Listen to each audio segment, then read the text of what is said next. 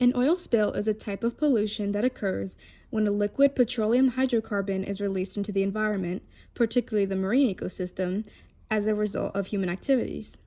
Typically, the word refers to oil spills that occur in the ocean or coastal seas. However, spills can also occur on land.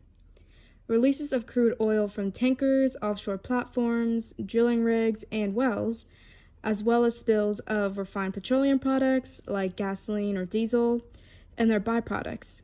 Heavier fuels used by large ships, such as bunker fuel, and spills of any oily refuse or waste oil can all cause oil spills. The Persian Gulf oil leak, often known as the Arabian Gulf or Gulf War oil spill, since it was utilized as a defense measure, was the worst in history. The Iraqi military attempted to block American soldiers from landing on their shores in January of 1991 by pouring oil from tankers and opening valves at an offshore oil facility. A 4-inch thick oil slick spread across 4,000 square miles of the Persian Gulf as a result of the spill. Officially, the BP Deepwater Horizon oil disaster is the world's largest unintentional spill. It all started when an oil well a mile beneath the Gulf of Mexico's surface blew out, creating an explosion on BP's Deepwater Horizon platform. 11 people were killed in the blast. BP tried unsuccessfully to plug the well numerous times, but oil continued to flow at a rate of up to 2.5 million gallons per day until the well was stopped on July 15, 2010.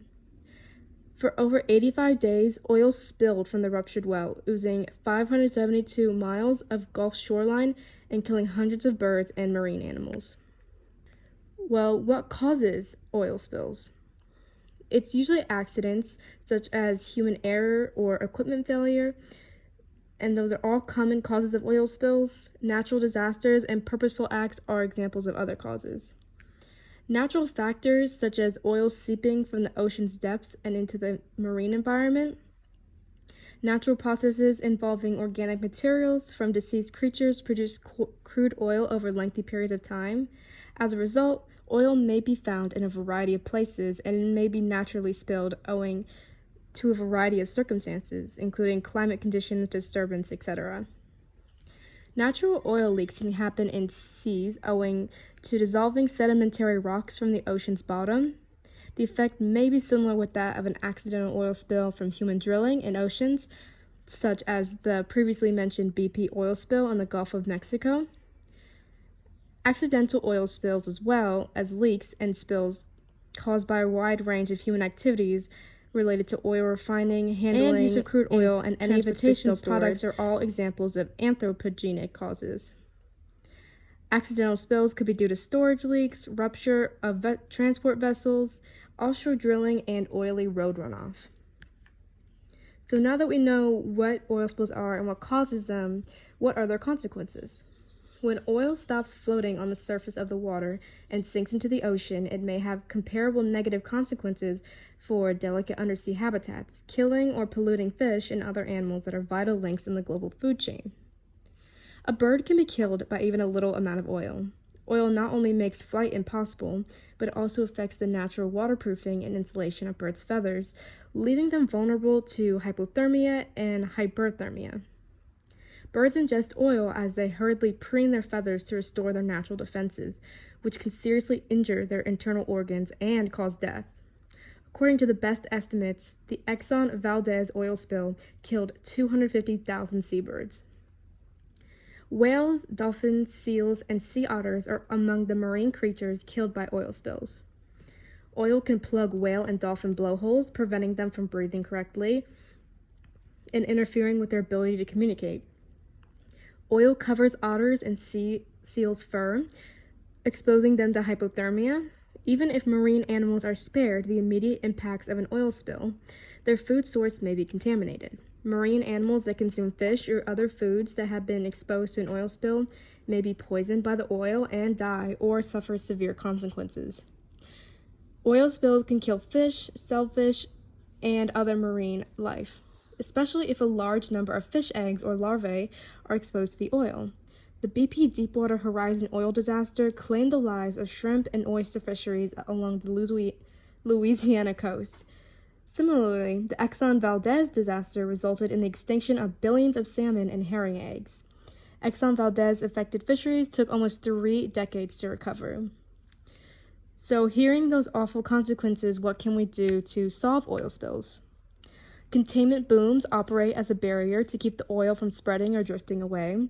These float on water and are made up of 3 parts: a freeboard floating above the water level that stops oil from flowing to the other side, a skirt below the surface that prevents oil from escaping from beneath the boom, and a cable that connects the booms to form a containment parameter. When an oil spill occurs in its early stages and is concentrated in a single region, this strategy is beneficial. Skimmers or oil scoops can be used to remove impurities off the water surface from vessels.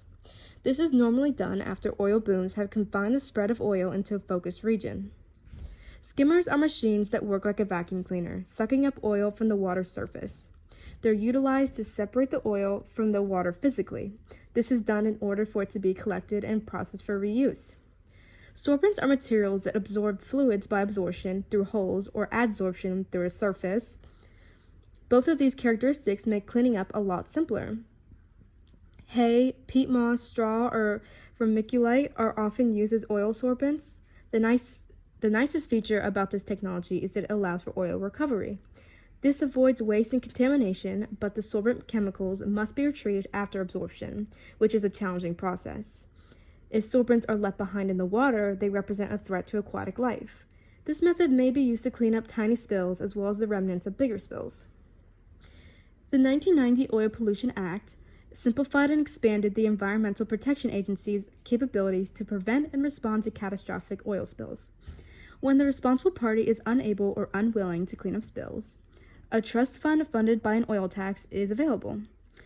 Oil storage facilities and boats must submit plans to the federal government explaining how they will respond to major discharges under the OPA. The Environmental Protection Agency has issued restrictions for above-ground storage facilities, while the Coast Guard has done likewise for oil ships. The OPA also mandates the creation of area contingency plans to prepare and plan for regional oil spill response. To prevent oil spills, oil storage industry regulations such as those enforced by the Spill Prevention, Control, and Countermeasure laws should always be followed. To signal overfilling of oil or buildup of gas in storage tanks, safeguards such as sirens must be placed. And those are just a few solutions and techniques to minimize or avoid oil pollution.